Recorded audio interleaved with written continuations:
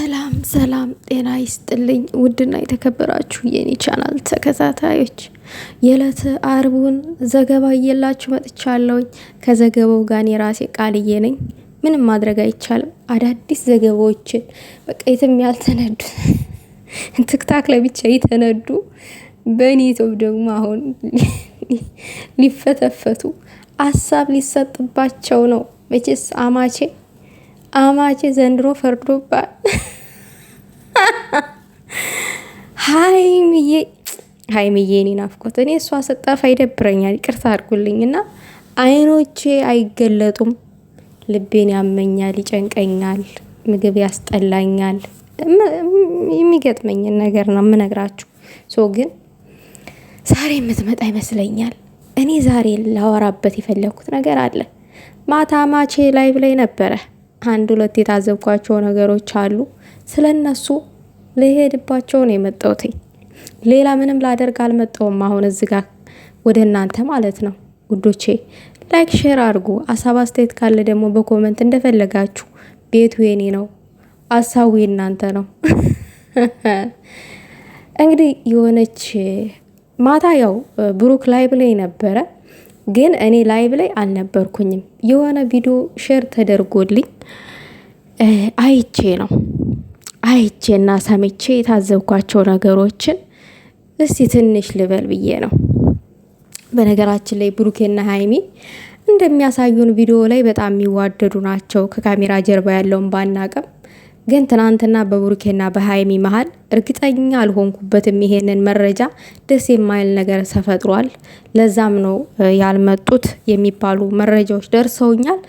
ግን ብዙም እርግጠኛ አልሆንኩበትም። ይቅርታ አድርጉልኝ። ግን ደስ የማይል ነገር ስለተፈጠረ ነው ያልመጡት። ትንሽ መነቋቆር ብጤ ምናምን የሚል ነገር ሰምቻለሁኝ።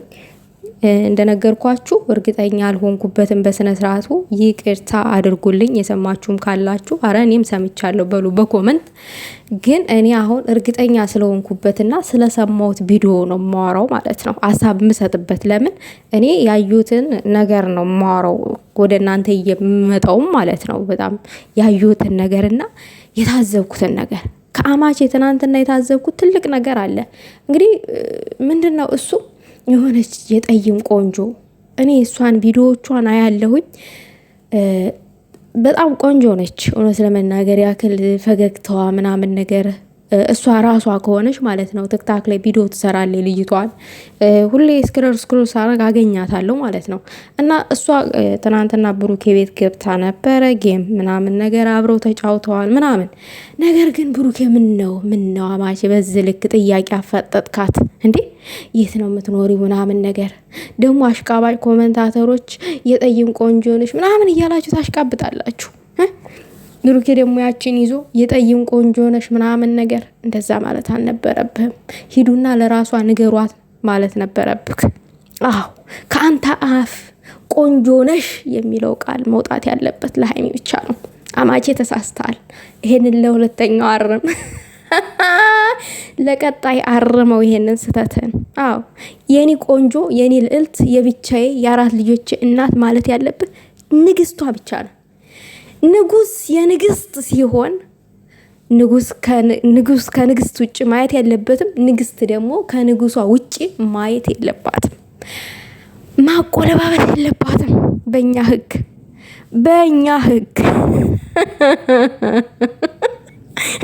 እና ስህተት ነው፣ ኤክስ ነው። ሌላው ነገር ደግሞ በጣም የታዘብኩትኝ አማቼ ካንተ የት ነው የምትኖሪው ምናምን ይሄ ለምን ፈለክ? ለምን አስፈለገ እንደዛ አይነት ጥያቄ? ልጅቷ ግን ደስ የምትል ነች፣ ስሬስ ነች። ዚስ ኢዝ ስማርት ገር። ሴት ልጅ ስማርት ስትሆን ስሬስ ነው የምትሆንባችሁ ውዶቼ። ስሬስ ትሆናለች። እንደኔ አይነቱ አንኩሮ ብትሆን እዝና ምን ሆነ ፈለካኝ ነው ልደውልልኝ ነው ስልክ ልስጥህ በውስጥ እናወራ ያቀረውን አሁን ላይቭ ላይ ነው ያለ ነው ምናምን ትላላችሁ። ጎበዝ ሴት ስትሆን፣ የተማረች ሴት ስትሆን፣ ብልጥ ሴት ስትሆን ስሬስ ትሆናለች። ለምን? እላፊ የሆነ ጥያቄ ስትጠየቅ ማለት ነው። ምናልባት ይችል የራሷ ፕራይቬት የሆነ ነገር ሊኖራት ይችላል። ስለዚህ የሆነ ጥያቄ ሲያበዛባት ምናምን ነገር ስሬስ ሆነች።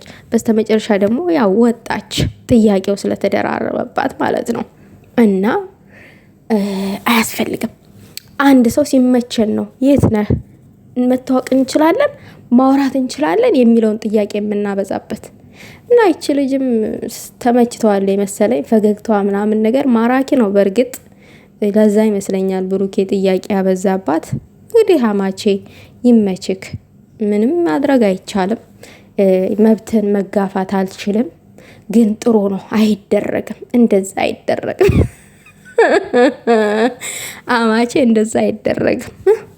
ደግሞ እኮ ደስ የሚለው የቀማሟ እህቶች ማለት ነው ለሷ ሄደው ምን አሏት? ሚስትህ ደህና ናት ወይ ብለሽ ጠይቂው። መች ተጋቡ? ከሀይሚ ጋር ተጋቡ እንዴ? አፈቅርሻለሁ የሚለው ቃል ራሱ ሳይወጣ ከአንደበቱ መቼም ቢሆን እኔ ቃል እያላምንም ከአንደበቱ አፈቅርሻለሁ። ፍቅር ዋናው ተግባሩ ነው። ዋናው በተግባር ማሳየቱ ነው ፍቅርን ማለት ነው። ነገር ግን ደግሞ በቃል መገለጥ አለበት። ሴት ልጅ በቃል እንዲገለጥላት ትፈልጋለች። አፈቅርሻለሁ መባልን ትፈልጋለች። ሲገለጥላት ነው ሙሉ ለሙሉ ያ ሰው እንደሚወዳት የሚገለጥላት ማለት ነው። ልንገራችሁ ብዬ ነው። እኔ አንድ ወንድ ልጅ ቢያደንቀኝ፣ ስሬን ቢያደንቅልኝ፣ ውበቴን ቢያደንቅልኝ፣ አረማመዴን ቢያደንቅልኝ፣ ምን አረማመድ አለኝ 3 ግራግር ቢያደንቅልኝ፣ አፈቅርሻለሁ ለወደፊት ንግስት አረግሽ አስቤያለሁ ካላለኝ አላምንም። ምናልባት በ3 ግራግር ስራመድ አማልየው ሊሆን ይችላል። ምናልባት ጥሩ የሰው ላይ ጥሩ ስራ ካለው ይደነቃላ በጥሩ ተግባሩ። ምናልባት ጥሩ ተግባር ካለኝ በጥሩ ተግባሬ ሊያደንቀኝ ይችላል። አደነቀኝ ማለት ደግሞ ለራሱ ለግሉ አደረገኝ ማለት አይደለም። እያደነቀኝ እያደናነቀኝ በእኔ ህይወት ውስጥ